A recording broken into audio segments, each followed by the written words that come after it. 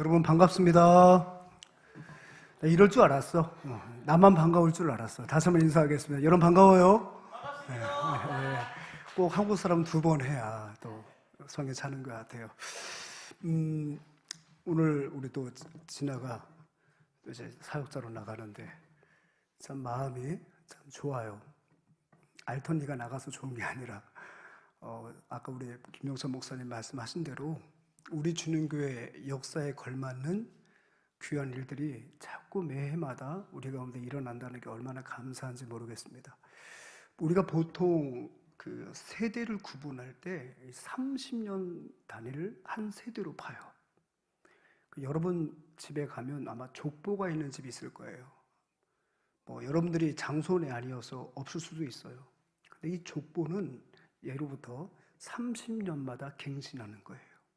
한 세대가 물러갈 때마다 그때 족보를 거의 새로 쓰거든요. 그러니까 내용이 굉장히 방대하죠. 30년 전에 태어났던 아이가 30살이 되면 또 누군가의 또 아내가 되고 또 부인을 맞이해서 또 그 밑에 새로운 세대가 또 이름을 등재하게 되는 거거든요. 우리 교회가 이제 38년이고 새해가 되면 39년입니다. 그러니까 한 세대를 넘어서는 교회가 됐다는 거예요.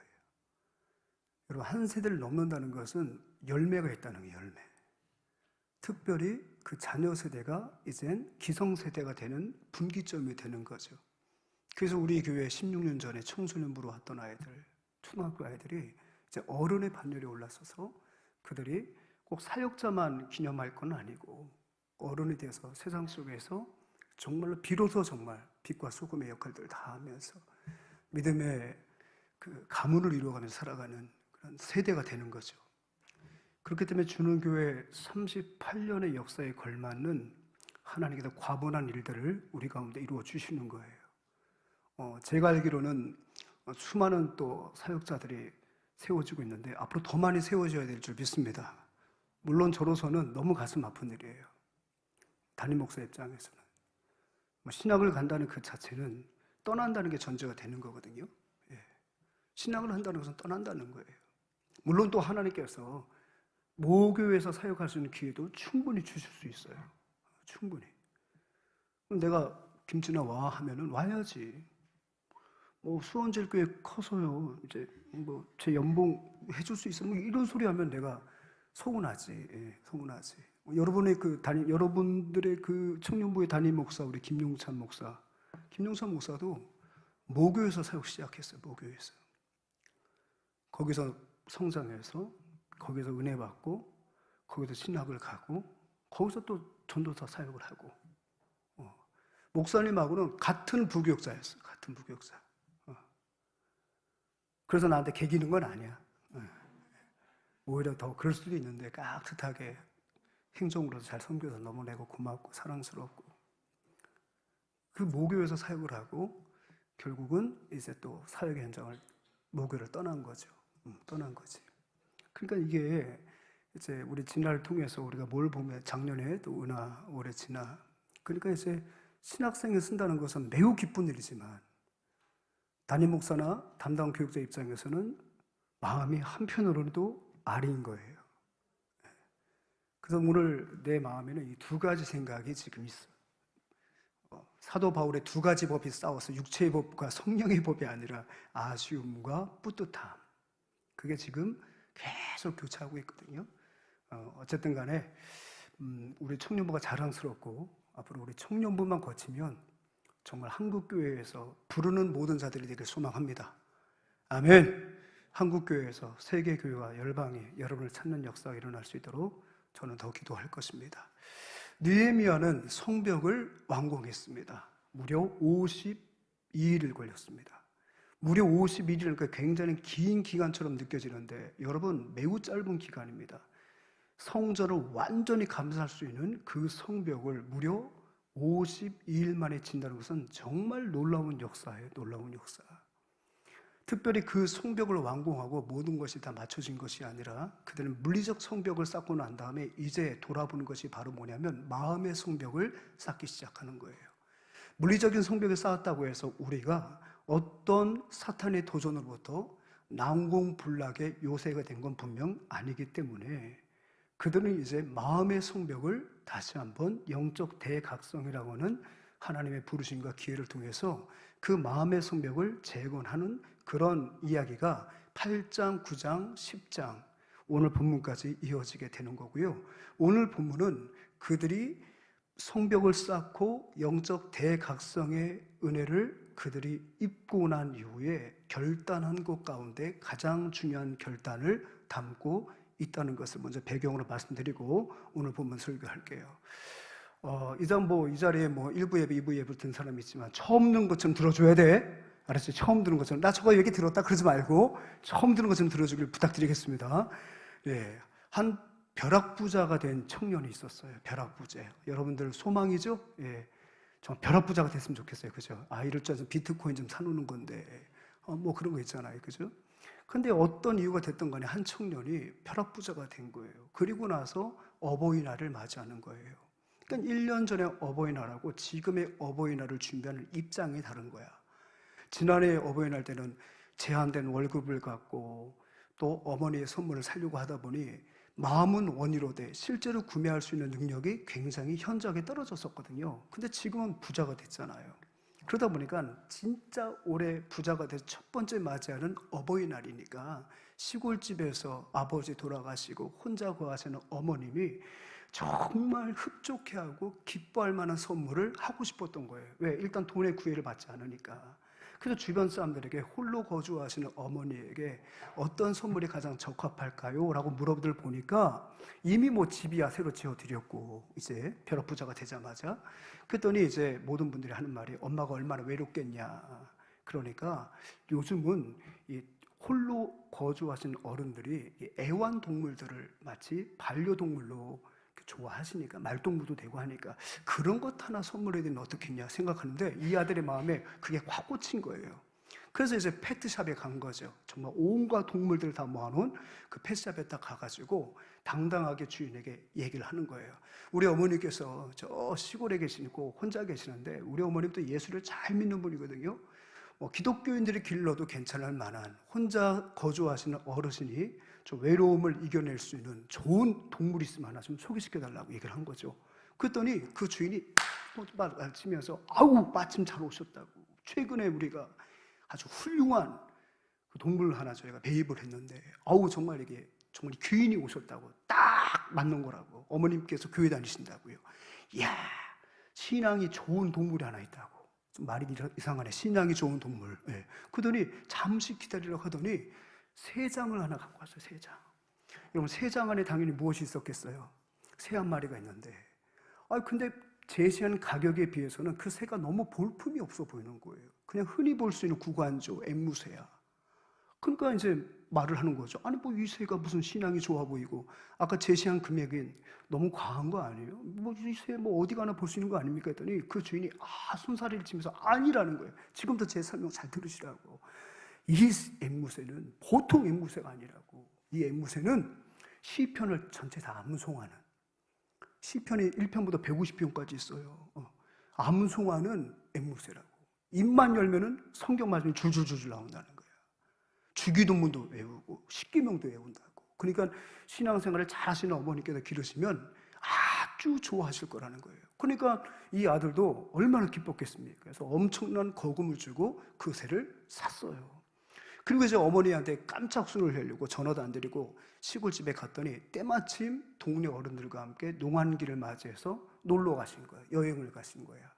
그러니까 이제 그 집에다가 엄청난 돈 봉투와 함께 그리고 새를 거기다 놓고 이제 조용히 아들은 오게 된 거죠. 어머니가 며칠 동안의 여행을 마치고 돌아왔습니다. 그리고 하루가 지난 다음에 이 아들에게 전화를 하신 거예요. 아들아, 아이고 오랜만에 고향집에 왔는데 엄마도 못 보고 와서 어떡하냐. 전화 좀 하고 오지. 어버이날을 맞이하고 해서 동네 청년들이 여행 보내줘가지고 우리가 잘 갔다 오느라고 너 오는 것도 못 봤다. 야 근데 집 지어준 지 얼마 안 됐는데 이렇게 용돈을 이렇게 많이 줬냐. 엄마 혼자 이거 다 쓰겄냐. 시골에서 무슨 돈 쓸 일이 있다고. 여러분들 이런 말이 속으면 안 돼요.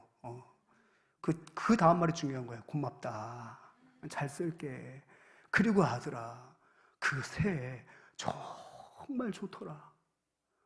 너 어떻게 그 새를 엄마한테 선물할 생각을 했냐? 엄마가 너무너무 행복했다. 너무 좋았어. 이렇게 얘기를 하는 거예요. 그 아들 마음이 뿌듯해지는 거예요. 그래서 엄마가 또 얘기를 하는 거예요. 난 지금까지 그런 새를 본 적이 없어. 아들아, 정말 고맙고 네 덕에 잘 먹었다. 뭐라고요? 잘 먹었다. 얘기를 하는 거예요. 그러니까 그 어머님은 그 새를 지금 뭐 하신 거예요? 털 뽑아서 과드신 거예요. 그래서 그 아들이 너무 깜짝 놀란 거예요. 엄마 그거 먹었다고? 그거 닭보다 작아가지고 닭 삶으면 그거 좀 남아서 맨날 버리고 돼지밥 줬었는데 그게도 요만한 게 아주 적당해가지고 아주 잘 먹었다 얘기를 한 거예요. 기가 찰 노릇이죠. 사랑하는 여러분, 이 이야기는 매우 여러 가지 의미를 담고 있어요. 만약에 그 어머니께서 아들이 왜 많고 많은 선물 중에서 하필이면 3장 안에 새를 가지고 왔는지, 아들이 왜 선물로 새를 준비했는지라는 설명을 들었더라면 그럼에도 불구하고 그것을 삶아 드셨을까요? 아니죠. 그걸 전달을 못했죠. 그러니까 이 어머님은 아들이 어떤 목적으로 주었다고 한 번도 고려해 보지 않고 그냥 내게 줬으니까 그걸 가지고 내가 몸보신의 기회로 삼아버린 거예요. 사랑하는 여러분, 앞서 말씀드린 것처럼 하나님은 이스라엘 백성들에게 영적인 부흥을 허락해 주셨어요. 성벽을 재건하도록 만들어 주셨고요. 그리고 그들로 하여금 영적 대각성이라고 하는 엄청난 성령의 역사를 통해서 지난날의 모든 죄를 고백하게 하셨고 그들을 새롭게 하셨다고요. 그래서 그들이 있잖아요. 무려 7월 1일부터 21일까지 영적 대각성과 함께 하나님께서 그들을 위해서 만들어주신 절기를 회복했어요. 특별히 그들 유대인들에게 있어서 7월은 우리가 말하는 양력 7월이 아니에요. 티스르월이라고 하는데 이 유대인들에게서 이 7월은 매우 중요한 종교적 행사가 연거푸 붙어 있어요. 특별히 7월 초하루는 나팔절이에요. 이 나팔절은 유대인들에게 있어서 새해를 선포하는 거예요. 그리고 난 다음에 열흘 후에 7월 10일은 대속죄일이에요. 1년엔 단 한 번 대제사장이 1년 동안 지었던 모든 백성들의 죄를 온몸으로 떠안고 하나님께서 예배해 주신 온전한 제사를 두려고 떨릴 마음으로 드린 다음에 그리고 하나님을 아련하기 위하여 진설병을 바라보고 내가 하나님 앞에 놓여진 떡임을 다시 한번 자각하고 그 다음에 촛대의 빛을 보면서 진리 되신 하나님을 통해 자신을 비춰본 다음에 분향단에 놓여진 성도들의 기도를 떠안고 지성소로 들어가는 거죠. 그래서 목숨을 걸고 하나님을 아련하고 죄 용서를 받는 날이 바로 대속죄일이에요. 너무 중요한 날입니다. 그게 7월 10일에 있어요. 그리고 난 다음에 바로 장막절이 선포가 되는 거죠. 그래서 일주일간 그들도 장막절을 지키는 겁니다. 결국 그들은 영적 대각성을 통해서 그동안 그들의 먹고 사는 문제 때문에 알면서도 포기했던 하나님과의 그 만남의 시간들을 다시 한번 회복하게 되는 거죠. 그리고 결단한 겁니다. 이제 우리가 하나님께서 죄 많은 인생을 만나주시기 위해서 허락하여 주신 제사와 7대 절기를 철저하게 지키겠습니다라고 결단을 한 거예요. 큰 은혜를 받고 그들은 각기 고향으로 돌아갔어요. 근데 이틀 만에 그들은 또다시 예루살렘에 모인 거죠. 왜? 그들이 고향에 돌아와서 가만히 생각해보니까 하나님의 은혜가 넘쳐나는 거예요. 왜 나에게 이렇게 큰 은혜를 주셨을까 생각해 보다 보니까 아직도 내가 주님 앞에 토설하지 못한 죄가 생각이 나는 거예요. 하나님께서 나를 이 은혜를 통하여 은혜에 걸맞지 않는 나의 숨겨진 죄까지 다 용서해 주시려고 하는 거구나. 그것을 자각할 때 그들은 다시금 예루살렘 성전으로 스스로 올라오게 된 것입니다. 그런 다음에 그들이 또다시 결단하게 되는 거죠. 즉 그들은 왜 하나님께서 그들에게 은혜를 선물로 주셨는지, 왜 그들의 영혼을 깨우셨는지, 각성시키셨는지, 왜 그들의 마음을 다시 한번 깨끗게 하셨는지, 하나님이 왜 은혜를 선물로 주셨는지에 대해서 그들은 정확히 알았다는 거예요. 그래서 그것에 반응을 한 거예요. 목회를 하다 보면 하나님께서 성도님들에게 은혜를 주실 때가 있어요. 특별히 엄청난 질병 가운데에서 함께 기도합니다. 암 선고를 받았어요. 함께 기도하는 거예요. 1차 항암제 받을 때도 기도하고 2차 항암 치를 때 목사와 함께 기도하는 겁니다. 간절한 마음으로 기도합니다. 기도할 때마다 이분은 하나님 앞에 이렇게 구하는 거, 하나님! 한 번만 더 저의 생명을 연장해 주신다면 남은 생에 오롯이 주님 앞에 올려드리겠습니다. 지난날 제가 너무나도 제 일에 바빴는데 이제는 제 2의 인생을 주님을 위해서 살겠습니다. 대부분의 많은 분들이요 이런 고백을 하거든요. 그래서 또 하나님께서 그를 치료해 주시는 거예요. 제 경우가 그런 경우를 많이 봤죠. 그런데 여러분, 하나님께서 그를 새롭게 하시고 그 질병을 이겨내게 하신 거거든요. 엄청난 은혜를 주신 거예요. 여러분, 근데 그 하나님께서 왜 그에게 그런 회복의 은혜를 주셨을까요? 회복의 은혜를 받고 난 이후에 그가 하나님 앞에 약속한 모든 것들을 하나님은 이루시기를 원하여서 그를 회복시켜 주신 거예요. 근데 간혹 이것을 까먹는 분들이 있어요. 까먹어요. 당장은 이제 완치됐다고 할 때 이제 하나님 위해 살아야지 하고 일상이 시작되는데 막상 가정에 돌아와 보니까, 막상 생업의 전선에 나아가 보다 보니까 내가 치료받느라고 하지 못했던 일들이 너무 많은 거예요. 그러다 보니까 그 일을 우선적으로 감당하다 보니 하나님께서 나를 살려주셨던 그 은혜, 그 선물의 목적을 망각한 채 하나님이 주신 은혜를 허투루 쓰는 경우들이 종종 보게 됩니다. 마치 매일매일 성경을 암송하고 외로운 삶 속에서 한번 좀 위안을 받으라고 드렸던 새를 아들의 의도를 알지 못하고 삶아 먹었던 어머니처럼 하나님께서 주신 은혜를, 그 은혜의 목적을 알지 못한 채 오남용하는 그런 어떤 사람들. 그러나 이스라엘 백성은 그렇지 않았다는 거죠. 그래서 이번에도 결단을 해요. 오늘도 다시금 하나님 앞에 결단을 합니다. 그 은혜에 맞는 결단. 그게 바로 무엇입니까? 29절이에요. 자, 29절 한번 보겠습니다. 주 여호와의 모든 계명과 규례와 율례를 지켜 행하겠나이다. 즉 종 모세를 통하여 주신 하나님의 율법을 따라서 우리 주 여호와의 모든 계명과 규례와 율례를 지키겠다는 거예요. 하나님께서 우리에게 이런 은혜를 주신 이유는 이러한 삶을 살라고 이 은혜를 선물로 주셨으니 이제 우리가 이걸 깨달았으니 결단하겠다는 거예요. 일평생 살면서 모세를 통해 주셨던 그 말씀대로 살겠다고 그들이 결단을 합니다. 그런 다음에 또 어떻게 하냐면은 이 결단을 잘 지킬 수 있도록 이 결단을 세분화하는 거예요. 주님의 영광을 위해서 살겠습니다. 이렇게 말하면 너무 추상적이잖아요. 그죠? 여러분들이 주님의 영광을 위해서 사는 게 구체적으로 어떻게 사는 거죠? 하면은 내가 나의 24시간, 나의 일주일 168시간 중에서 뻔한 나의 일상들, 눈 뜨면 직장 가고 6시면 퇴근하고 그리고 교회에 와서 훈련받고, 여러분들 일주일이 다 그렇게 펼쳐지지 않겠습니까?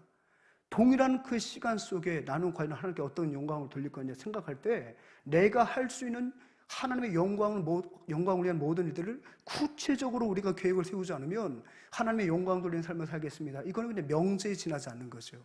그러니까 그들이 모여가지고 그럼 구체적으로 율례와 법들을 우리가 지키면서 살겠다고 결단했는데 구체적으로 어떻게 율례와 규례를 지켜야 할까? 모인 모든 무리들이 함께 결정을 한 거예요. 함께. 그 내용들을 쭉 본인들이 다 썼어요. 쓰고 난 다음에 오늘 본문을 보면 어떤 일을 하냐면 그것을 봉인을 하는 거예요. 백성들이 모세가 전해준 율례와 법도대로 우리가 살려면 어떤 것을 작정해야 될까요? 했을 때 이렇게 살아야 됩니다. 모세율법에 이런 말씀이 있습니다. 우리가 이렇게 살아야 하나님께 영광을 돌리는 겁니다. 의견들 다 그들의 결단과 의지를 구체로 받아낸 다음에 그것을 지도자들이 다 썼어요. 쓰고 난 다음에 이제 어떻게 했다는 겁니까? 그거를 봉인했다는 거예요. 봉인한 게 뭐예요? 함부로 뜯어내지 못하도록 그것을 봉하였다는 거죠. 그런 다음에 오늘 성경을 보면 임봉을 했더니 임봉. 임봉이 뭡니까? 그것을 봉인하고 난 다음에 거기다 도장을 빡 찍어버리는 거예요. 그러면 누가 함부로 그것을 뜯어볼 수가 있어요? 없어요? 뜯어볼 수가 없죠. 예를 들어서 결단을 했는데 집에 와서 생각해 보니까 아우 내가 군중심리였어. 은혜가 뜨거워서 너무 내가 오바를 했어. 예를 들어서 여러분 오늘 설교 듣고 난 다음에 여러분들이 선교헌금 매달 20만 원 딱 썼어. 20만 원 쓰고 그래!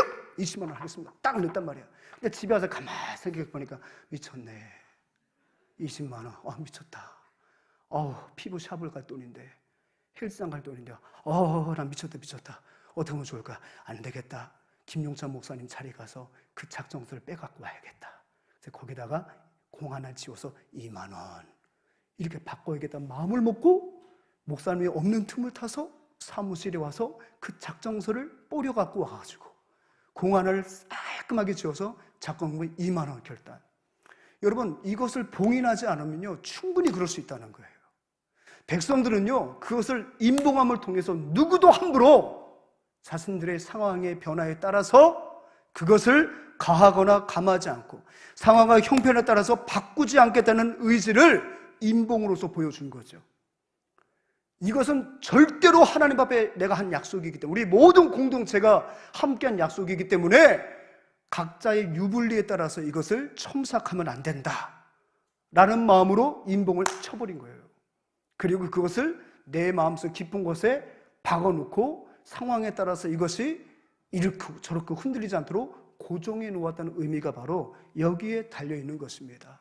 그리고 난 다음에 그들이 특별한 행위를 합니다. 임봉을 할 때 거기에 참여한 모든 백성들이 다 자기의 인장을 찍었다는 거예요. 참여했다는 거예요. 그래서 여러분 봅시다. 10장 전체를 보게 되면 1절을 보면 첫째 느헤미야와 에스라 영적 지도자, 최고 지도자들이 먼저 날인을 해요. 그 다음에 두 번째 2절부터 8절까지는 제사장들이 와서 서명을 하고 인을 쳤어요. 그 다음에 누굽니까? 레위 사람들, 그 다음에 지도자들, 그 다음에 남은 모든 백성들이 함께 그 결단했던 그 기록물에 자신들이 날인을 한 거예요. 그러니까 이것은 어느 한 사람의 지도자의 의견에 따라 된 것이 아니라 우리 모두가 성령께서 주신 은혜대로 결단하였음을 스스로가 입증하는 내용들이었다는 거예요. 그럼 여러분, 아까 전에 말씀드렸잖아요. 모든 계명과 규례와 율례를 지키겠다. 너무 추상적이잖아요. 그럼 구체적으로 그들이 어떤 내용들을 결단했습니까? 첫 번째, 이방인들과 결코 결혼하지 않겠습니다. 반드시 영적인 이스라엘 백성들, 믿는 자와 결혼하겠습니다. 여러분, 이들은 지금 70년 포로 생활을 마친 지 얼마 안 됐어요. 채 20년이 되지 않았어요. 그들이 포로 생활을 마치고 돌아왔을 때 과연 그들이 살았던 가나안 땅은 공터였을까요? 빈집이었을까요? 아닙니다. 모든 제국의 황제들은 어떤 나라를 정복하고 그 나라 사람들을 끌고 가고 난 다음에 그 땅에는 다른 나라에서 잡아온 사람들을 강제로 이주를 시키는 거예요. 여러분, 우리가 일제시대 때 뼈아픈 이주의 역사를 저기 사할린에 있는 동포들이 끌어안고 있죠. 그들이 징용을 갑니다. 그 사할린이 그때만 해도 여러분 일본 영토였어요. 그랬다가 이 소련이 이제 연합군의 막차를 타면서 승전 국가가 되죠. 그때 빼앗겼던 사할린을 소련이 이제 합병하게 된 거예요. 그러고 보니까 거기에 아주 생활력이 강한 고려인들이 살고 있는 거예요. 조선인들이 살고 있는 거예요. 그러니까 이 사람들이 이 사할린에서 열심히 일을 하고 있거든요. 근데 가만 보니까 이 사람들 여기다 둘 게 아니라 어디다 갖다 놓으면 좋겠어요. 저쪽 중앙아시아, 타슈켄트, 카자흐스탄, 우즈베키스탄, 여기가 다 실크로드 중앙아시아거든요. 그리로 강제 이주를 시켜버리는 거예요. 근데 거기서 콩밭을 일구도 살도록 하는 거죠. 그래서 여러분, 고려인들이 러시아로 까레이스키가 되는 거예요. 근데 그들이 징용받아서 일본 갔다가 사할린 갔다가 이제는 또다시 지배민족인 지배연합국인 소련에 의해서 중앙아시아에 버려지게 되는 거예요. 그게 뼈아픈 식민의 역사요, 강제 이민의 역사이거든요. 마찬가지였어요. 거기는 다른 나라에서 온 사람들이요 70년 만에 돌아와 보니까 이미 털을 잡고 있는 거예요. 그러니까 여러분, 이제 돌아온 사람들이 생각하는 거죠. 야, 어떡하냐, 저 사람들 살고 있는데 정복 전쟁을 하기에는 역부족이고 우리도 먹고는 살아야 될 것 같고 성전도 짓는다는데 어떻게 하면 좋을까 생각하다 보니까 하나의 방법이 떠올랐어. 그게 바로 뭐예요? 저들을 쫓아내거나 저들과 대척점에 있는 것보다는 이미 70년 전부터 털을 잡고 있는 저들하고 우리가 잘 지내면 먹고 사는 문제는 해결이 되겠다라고 생각한 거죠. 그래서 어떻게 됩니까? 그들과 함께 무분별하게 결혼하기 시작한 거예요. 근데 여러분 생각해 보세요. 왜 그들이 바벨론에 의해서 멸망했어요? 왜 멸망했어요? 북이스라엘이 아수르에 의해서 왜 멸망했어요? 이방인들과 무분별하게 통혼하면서 그들의 신을 하나님과 겸하여 섬긴 거죠. 그래서 하나님은 선지자들을 통해서 경고하시고 결국 그들을 바벨론에서 지배받게 하신 거거든요. 그러니까 그들이 돌아와서 또 똑같은 짓을 하는 거예요. 먹고 살고 경제적으로 윤택하고, 그리고 좀 죄송한 얘기지만 또 외국인들 보면 괜히 매력적이잖아요. 그죠? 예. 여러분들 지금 다 매력적인데 외국인들 눈에 보면 여러분 더 매력적일 수 있어요. 까만 머리에 까만 눈동자 막 이렇게 해서. 그러니까 뭐랄까 막 육신의 정욕이 막 일어나는 거죠.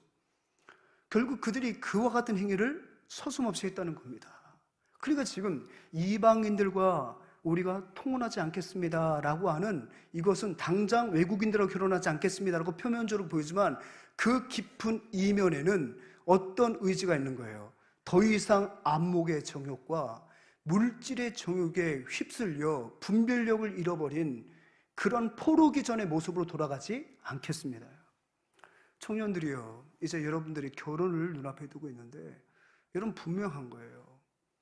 여러분들 결혼을 할 때 있잖아요. 정말 믿는 자와 함께 하셔야 되는 거예요. 물론 어떻게 사랑하다 보니까 이 여인이 믿지를 않아. 근데 버릴 수는 없네. 너무 사랑하니까. 그럼 결혼을 할 수 있어요. 그럼 결혼을 하는 순간부터 여러분 이렇게 생각해야 되는 거예요. 하나님이 이 여인을 만나게 하신 것은 나를 통해서 주님 만나게 하시려고 부르신 거다. 그렇게 생각하고 있잖아요. 여러분이 솔로일 때보다 그렇게 결혼한 사람들은요, 갑절의 노력이 필요한 거예요. 갑절의 노력이 필요하다고요. 그렇지 않으면 여러분 동화되는 거예요. 동화되는 거예요. 이도 저도 아니게 되는 거예요. 그런 각오가 없으면 여러분 하지 마세요. 시작하지 마세요. 하지 마시라고 여러분. 여러분 그런 각오와 결단이 있어서 내가 지금보다 갑절을 기도하고 더 열심히 기도해서 내가 믿지 않는 사람과 결혼했어도 내가 반드시 이 가정을 구원하리라 라는 의지를 갖고 할 거면 하고, 그게 아니고 그냥 사랑하니까 하는 어느 사람들은 그만두라고. 다 죽어. 그러니까 웬만하면 여기서 골라. 여기서 골라. 알았죠? 그런 거 보면 잘했잖아. 그치? 빨리 말해야지. 잘했지? 여기서 고르라고. 여기서. 우리 경훈이한테 물어보는 거예요. 괜히 옆에 친구 괜히 전 없는데요? 그러지 말고 경훈이 얘기하는 경훈이.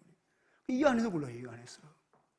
뭘 말합니까? 하나님, 내가 내 눈에 보이는 대로 안목의 정욕, 그냥 그를 통해서 내가 뭔가 어떤 반대급부를 누리려고 하는 그런 물질의 정욕에 사로잡혀서 분별력을 잃어버린 백성 되지 않겠습니다. 그 결단이 바로 뭐예요? 이방인과 통혼하지 않겠습니다. 두 번째 어떤 결단입니까? 주님, 안식일과 안식년을 분명하게 지키겠습니다. 그런 얘기입니다. 성경 말씀 한번 띄워주시고 31절 한번 읽어볼게요. 시작. 혹시 이 땅 백성이 안식일에 물품이나 온갖 곡물을 가져다가 팔려고 할지라도 우리가 안식일이나 성일에는 그들에게서 사지 않겠고. 여러분, 안식일은 반드시 지켜야 할 계명입니다. 그 구약의 안식일은 오늘날 주일입니다. 근데 그 안식일을 지키라고 명령하시는 구약의 대표적인 두 본문이 있는데, 하나가 출애굽기 20장 11절이에요. 너는 10계명 가운데 4계명을 설명하십니다. 너는 반드시 안식일을 기억하고 거룩하게 지키래요. 그런 다음에 그 다음에 설명이 달려있어요. 이는 여호와 하나님께서 6일 동안 세상을 창조하시고 7일째는 쉬셨기 때문에 너희들도 이 안식일을 지켜야 된다는 거예요. 그 말은 뭐냐면 우리가 안식일에 해야 할 일을 말씀해 주시는 거예요. 그게 뭐예요? 나를 이 땅에 두시고 천하 모든 만물의 주인 되신 하나님의 주권, 나를 빚으시고 이 땅에 보내주신 하나님의 역사, 그 하나님의 은혜를 깊이, 다른 일 때문에 그 은혜를 깊이 묵상하지 못했다가 적어도 그날은 그 하나님의 은혜를 깊이 묵상할 때 진정한 우리 영혼과 육체의 안식이 있게 된다는 약속의 말씀인 거죠. 또 이후에 신명기 5장 15절에서 또다시 십계명을 설명하신 내용이 또 나오거든요. 출애굽 2세대들, 새롭게 광야에서 태어난 사람들에게 그때는 이렇게 말씀하십니다.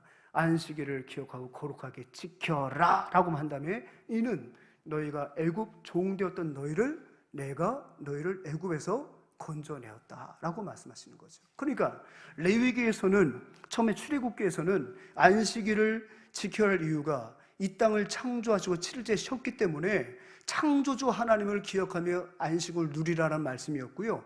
그 다음에 거기에 하나의 또 플러스 알파가 되는 거예요.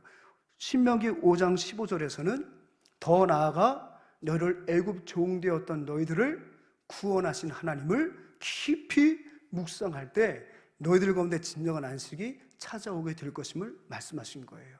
그러니까 여러분, 오늘날에도 마찬가지예요. 어떤 분들은 이렇게 말을 합니다. 한국 교회는 모든 성도들의 안식을 뺏어갔다.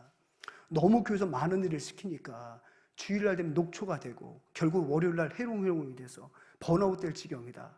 이렇게 말을 합니다. 물론 여러분, 그럴 정도로 사역을 시킨다는 것은 담임 목사로서 매우 유감이고 매우 송구한 일인 건 분명해요. 그럼 반대로 말하면, 그러면 그 목사님의 논리로 말하면 안식일은 아무 일도 시키지 말아야 된다는 거예요. 그럼 교회는 어떻게 돌아가나? 아무 일도 시키지 않는다는 것이 과연 진정한 안식일까요? 아닙니다.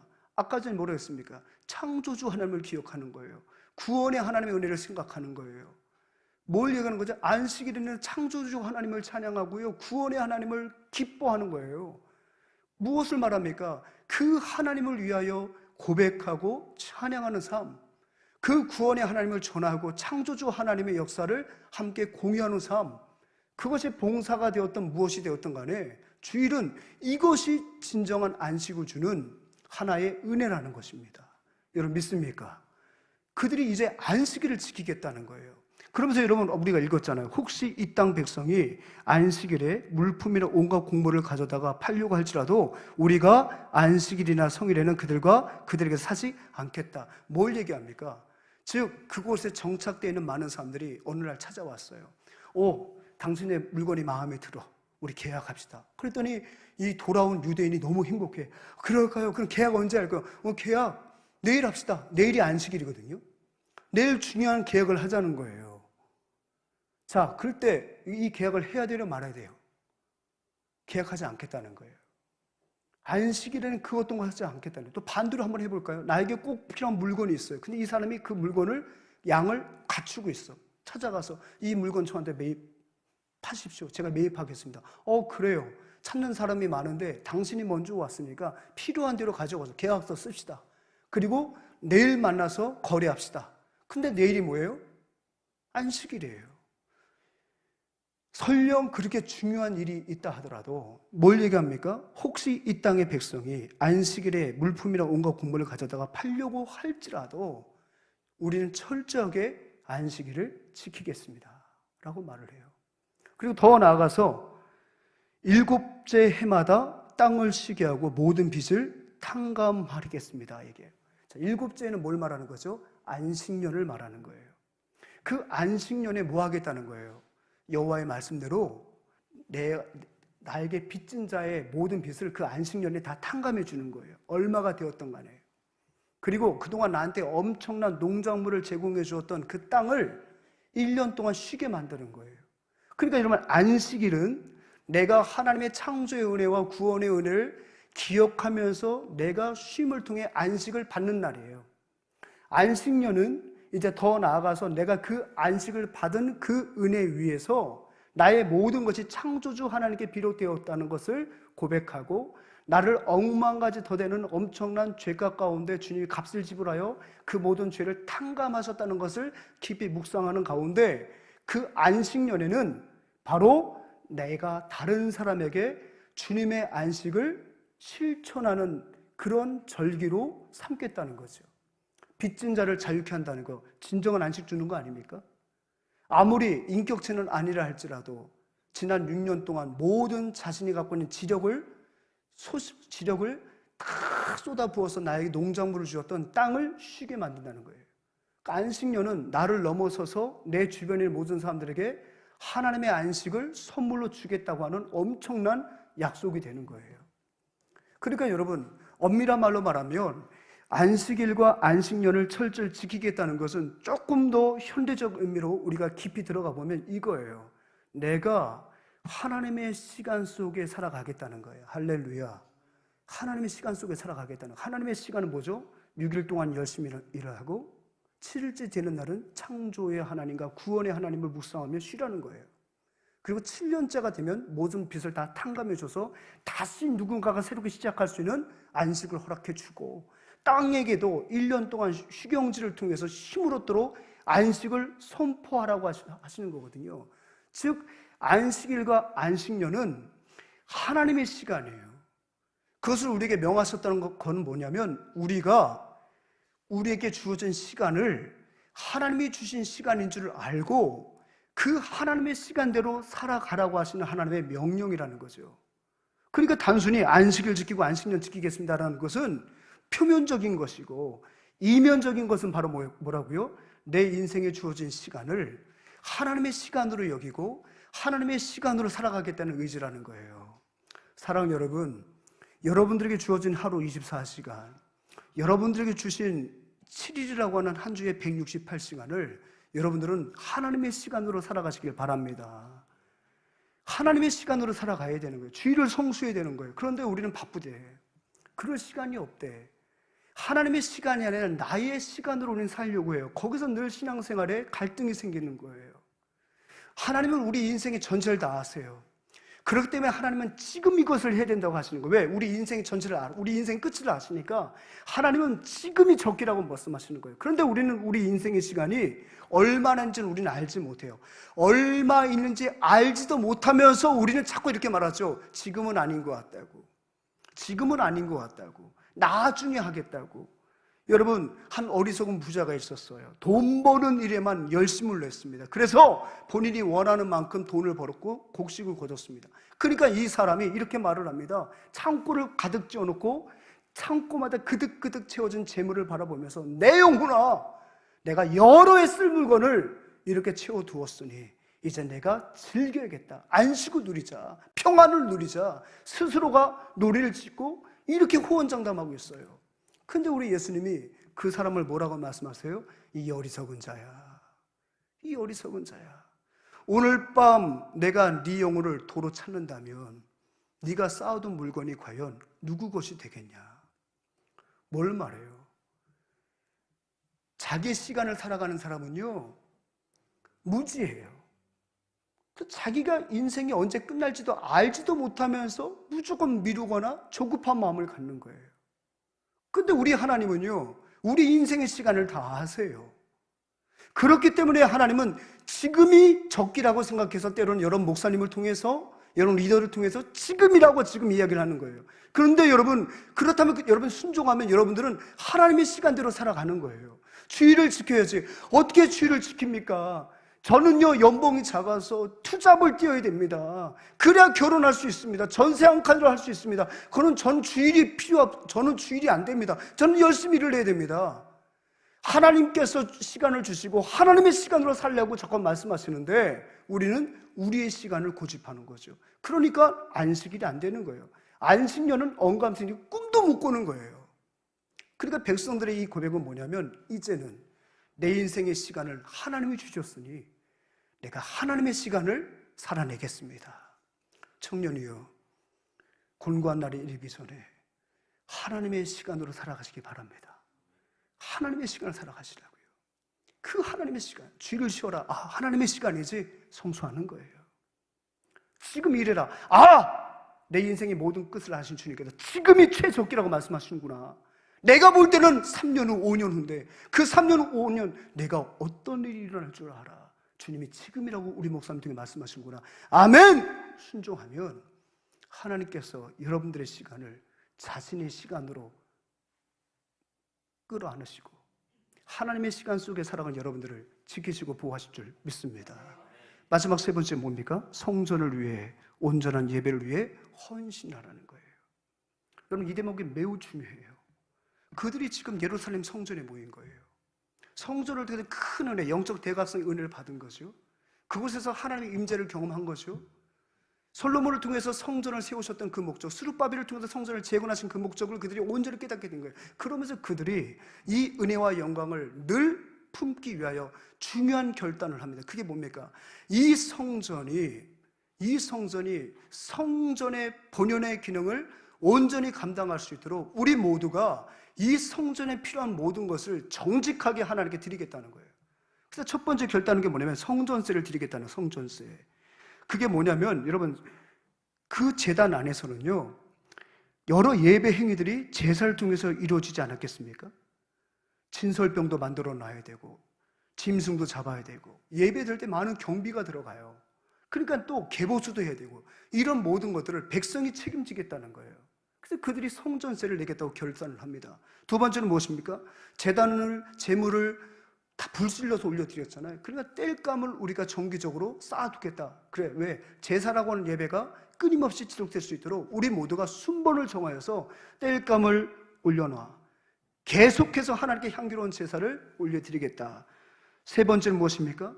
나에게 주신 모든 첫 것은 다 하나님의 것이다. 특별히 그들은 이런 믿음이 있어요. 모든 첫 것은 다 주님 것이다. 왜?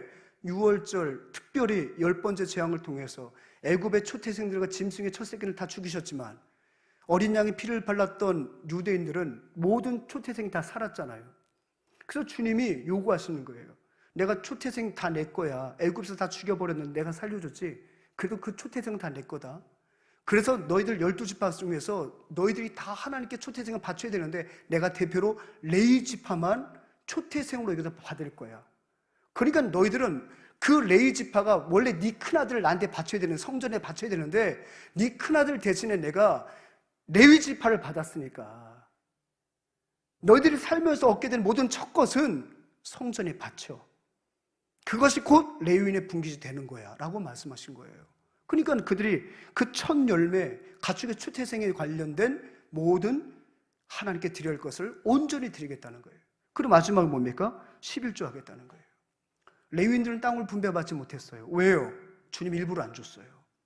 레위인들은요 첫째도 둘째도 뭐 하는 거예요? 제사하는 거예요. 예배하는 거예요. 근데 레위인이 땅이 있네? 그러면 뭐 하는 거죠? 농사 져야 돼. 오늘 파종하지 않으면 안 돼. 근데 파종이 되는데 오늘 또 제사를 드려야 돼. 번거롭잖아. 그럼 제사를 포기해버리는 거예요. 그러니까 주님은 레위인들은 오직 예배만, 제사만 몰입할 수 있도록 땅을 안 줬어요. 거주할 땅만 줬지 농사할 땅을 안 줬단 말이야. 그러니까 모든 백성들이 우리 첫 아들을 대신할 레위 지파를 받으셨으니까 온전한 11조를 드림으로 그 11조가 결국 레위인들이 자긍심을 갖고 자부심을 갖고 이 성역에 올인할 수 있도록 만드는 하나의 장치였다고요. 근데 여러분 말라기를 보게 되면 그들이 온전한 11조를 드리지 않았어요. 그러다 보니까 어떤 일이 벌어졌느냐? 성전이 비기 시작하는 거예요. 레위인들이 가득 있어야 되는데 레위인들이 성전을 떠나는 거예요. 왜요?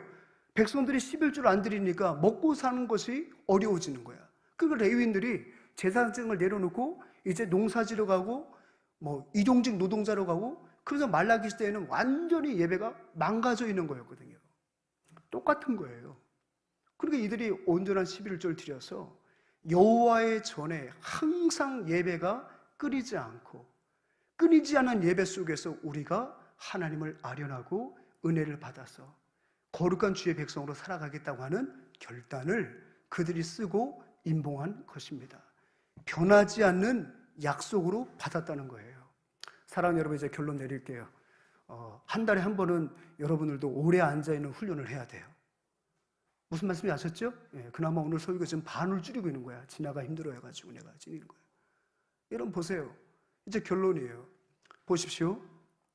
결국은 무엇을 이야기하는 거예요? 마지막 오늘 읽었던 39절 한번 읽어볼게요. 읽습니다. 시작. 곧 이스라엘 자손과 레위 자손이 거제로 드린 곡식과 새 포도주와 기름을 가져다가 성소의 그릇들을 두는 골방, 곧 섬기는 제사장들과 문지기들과 노래하는 자들이 있는 골방에 둘 것이라. 그리하여 우리가 우리 하나님의 전을 버려두지 아니하리라. 뭘 말합니까?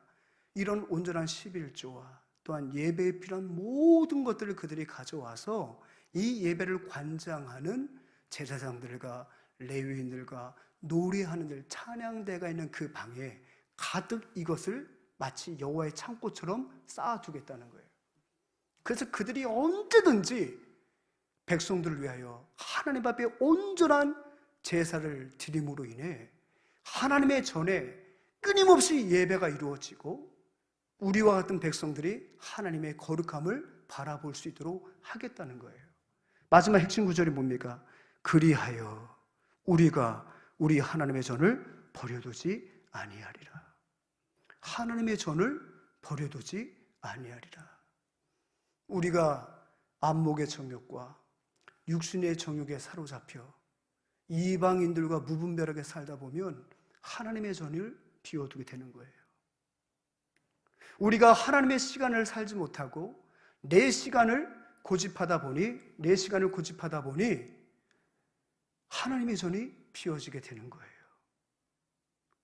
내 쓸 것만 생각하고 하나님의 전에서 온전한 예배가 이루어지도록 내가 헌신하지 못하다 보니 하나님의 전이 비워지게 되는 거예요. 그래서 그 비워지는 하나님의 전이 카페가 되고 버려둔 하나님의 전이 신천지 예배당이 되고 버려둔 하나님의 전이 결국에는 유럽 같은 데 가면 호프집이 되는 거예요. 이것은 오늘날에도 우리가 위기감을 갖고 지켜야 할 거예요. 사랑하는 결론입니다. 하나님의 전을 버려두지 마십시오. 이러한 결단이 인봉되어 모든 세대에게 적용되는 거예요. 봉인돼서 모든 세대에게 적용되는 거예요. 우리가 이 결단을 하지 않으면 하나님의 전은 버려지게 되는 거예요. 사랑하는 여러분, 오늘 작정서 한번 들어보세요. 작정서 들어보세요. 아이고 우리 목사님, 우리가 정말 너무 없게 또 얘기합니까? 근데 여러분, 이것은 매우 중요한 거예요. 우리가 선교 헌금을 하지 않으면 여러분, 선교사님들은 선교지에서 선교 사역을 할 수가 없습니다. 우리 교회에서 파송한 선교사님 많게는 180만 원, 적게는 60만 원, 또 협력 선교사님 많게는 30만 원, 적게는 10만 원 우리가 보내드리는 거예요. 왜? 그분들은 그곳에 일을 할 수가 없어요. 왜? 취업비자로 들어갈 일이 거의 없거든요. 그럼 그들이 경제활동하면 추방당하는 거예요. 오직 후원교회에서 여러분들이 월정액으로 낸 그 헌금을 갖고 5가족 살면서 그곳에서 많은 사람들이 마음속에 성령의 복음을 전하여서 그들의 마음을 하나님의 전으로 만들어가는 건데, 만약 우리가 선교 헌금을 하지 않아서 지원을 못하게 되면 결국 그들은 그 하나님의 전을 놔둔 채 돌아올 수밖에 없는 거예요. 이게 현실이에요. 여러분, 그리하여 우리가 우리 하나님의 전을 버려두지 아니하리라. 이러한 결단이 우리 가운데 없다면 하나님의 전을 버려두게 되는 거예요. 그래서 이게 중요한 거예요.